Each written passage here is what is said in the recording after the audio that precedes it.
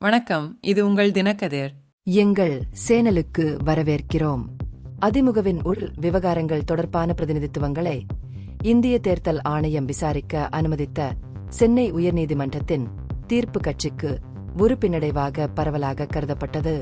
இருப்பினும் மூத்த அதிமுக தலைவரும் முன்னாள் சட்ட அமைச்சருமான சி.வி. சண்முகம் இந்த கருத்தை நிராகரித்து நீதிமன்றம் உண்மையில் கட்சியின் முக்கிய வாதங்களை உறுதி செய்துள்ளது என்று கூறினார். ஒரு அரசியல் கட்சியின் உள் விவகாரங்களில் தலையிடுவதற்கு அதிகாரம் உள்ளதா என்பதை முதலில் தீர்மானிக்க வேண்டும் என்பதே இன் வாதம் என்று அவர் விளக்கினார். விசாரணையை தொடர்வதற்கு முன் இசிஐ அதன் அதிகார வரம்பை மதிப்பிட வேண்டும் என்ற நீதிமன்றத்தின் உத்தரவு கட்சியின் நிலைப்பாட்டுடன் ஒத்துப்போகிறது என்று அவர் கூறினார். இன் அதிகாரங்கள் மக்கள் பிரதிநிதித்துவ சட்டத்தின் பிரிவு 29(a)(9) மற்றும் தேர்தல் சின்னங்கள் ஆணையின் 10(15) ஆகியவற்றுக்கு மட்டுமே என்று சண்முகம் விரிவாக கூறினார். ஒரு அரசியல் கட்சி அரசியலமைப்பு விதிகளின்படி பதிவு செய்யப்பட்டுள்ளதா என்பதை ஆணையம் உறுதி செய்ய முடியும்.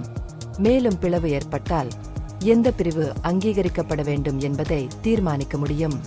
இருப்பினும் துணை சட்டங்கள் அல்லது தலைமைத்துவத்தில் ஏற்படும் உள் மாற்றங்களை சரிபார்க்க அதற்கு அதிகாரம் இல்லை. ஏனெனில் இதுபோன்ற விஷயங்கள் நீதிமன்றங்களின் அதிகார வரம்பிற்குள் வருகின்றன. கட்சி உறுப்பினர் அல்லாத ஒருவர் தாக்கல் செய்த மனுவில் நடவடிக்கை எடுக்க தனக்கு எந்த அதிகாரமும் இல்லை என்று டிசம்பர் 23, 2024 அன்று அதிமுக தேர்தல் ஆணையத்திடம் தெரிவித்ததையும் அவர் சுட்டிக்காட்டினார். அரசியல் ஆய்வாளர் தரசு ஷியாம் அதிமுகவின் கருத்தை ஆதரித்தார். நீதிமன்ற தீர்ப்பு ஒரு பின்னடைவு அல்ல என்று வலியுறுத்தினார். ஏனெனில் தேர்தல் ஆணையம் முன்பு நீதிமன்றத்தில் உள்கட்சி விவகாரங்களில் தனக்கு அதிகாரம் இல்லை என்று ஒப்புக்கொண்டது.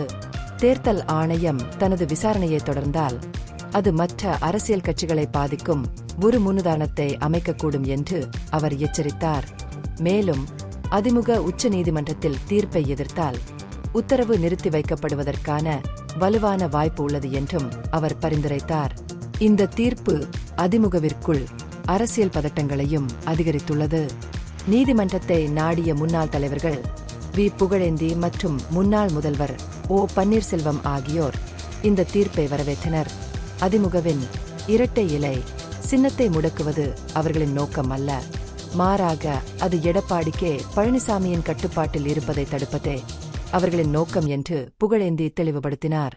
இதற்கிடையில் இந்த தீர்ப்பு தேர்தல் ஆணையத்தை அணுகியவர்கள் மீது அதிமுக தொண்டர்களிடையே வெறுப்பை தூண்டக்கூடும் என்றும் இது கட்சியின் சின்னத்தை முடக்க வழிவகுக்கும் என்ற அச்சத்தில் இருப்பதாகவும் ஆய்வாளர்கள் தெரிவிக்கின்றனர்.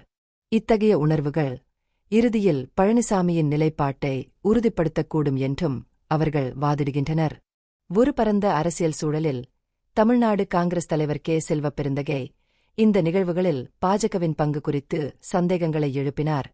அதிமுகவை ஒரு கூட்டணிக்குள் தள்ள கட்சி நிகழ்வுகளை ஏற்பாடு செய்யக்கூடும் என்று பரிந்துரைத்தார்.